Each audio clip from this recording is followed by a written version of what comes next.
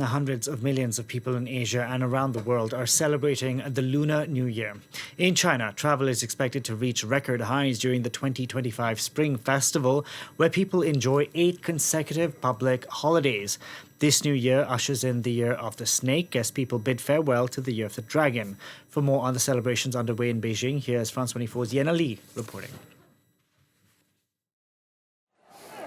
I'm standing in one of Beijing's oldest shopping streets, and you can see some of the Chinese New Year decorations up behind me. Some of it is red, because red is the color that represents prosperity and happiness here in China. During Chinese New Year, also known as Spring Festival, families hang up red lanterns and give children red envelopes filled with pocket money.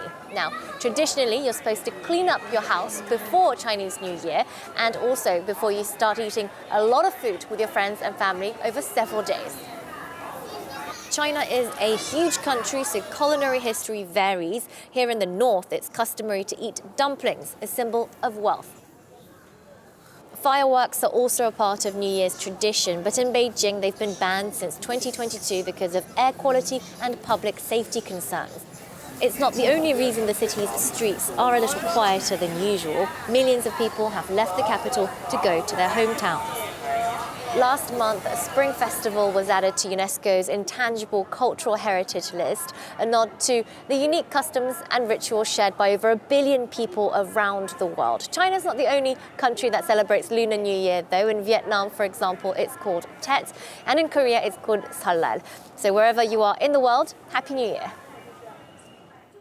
Yena Lee reporting there from Beijing. And to talk more about the Lunar New Year, we can bring in Céline Chung, co-founder of Bao Family, a restaurant chain here in Paris with one location in Marseille. Céline, Happy New Year to you. Thank you so much for joining us here on the program today. Happy New Year. Thank you for inviting me. So tell us, what's special on the menu at the Bao Group for the Lunar New Year? So as it's the snake year, we made a snake cucumber salad to represent the snake. And also we always have noodles because they symbolize longevity. And as dessert, we have the tangyuan because it symbolizes the family reunion. And today I brought also the lava bao. It's red. Totally red, and we stamped it with the Chinese character snake. And inside it's a lava salty egg filling. Okay. Now, from what I read, your family is from China. You grew up here in France. The business partner is from Vietnam. His family is from Vietnam. So what is the difference when it comes to celebrating the Lunar New Year in China versus Vietnam?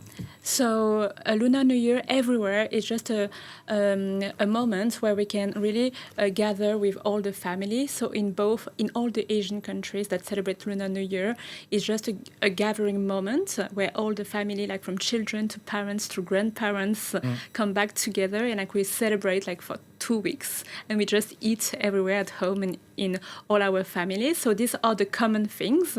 And when we eat, it's a little bit different. I can talk only for Chinese because that's what I'm used to. But they also have steamed fish, for example, and noodles because it's also common there. And what do you do for prosperity? Because I used to live in Singapore, and I know we used to do something with noodles and take them as high as you possibly could for prosperity. So what's your family tradition? Yeah, for prosperity, we always have the mandarin that are orange. So we offer them to all the families, and this symbolizes prosperity. We also have the fish, like the steamed fish. It also symbolizes prosperity. And the dumplings, because the dumplings shape is like the gold shape, and it also brings wealth for the family. Let's talk about your business model. From what I understand, it was pretty particular. Can you tell us about it?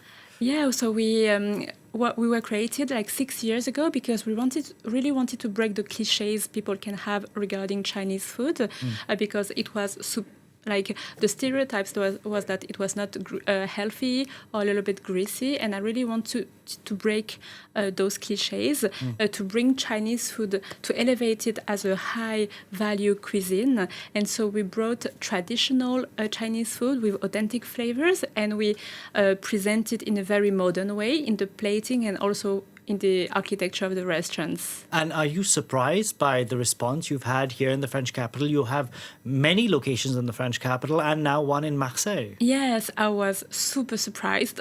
We really wanted to have one restaurant that would be like full, just full lunch and dinner, and we had a crazy queue, people waiting to come to eat at our restaurants.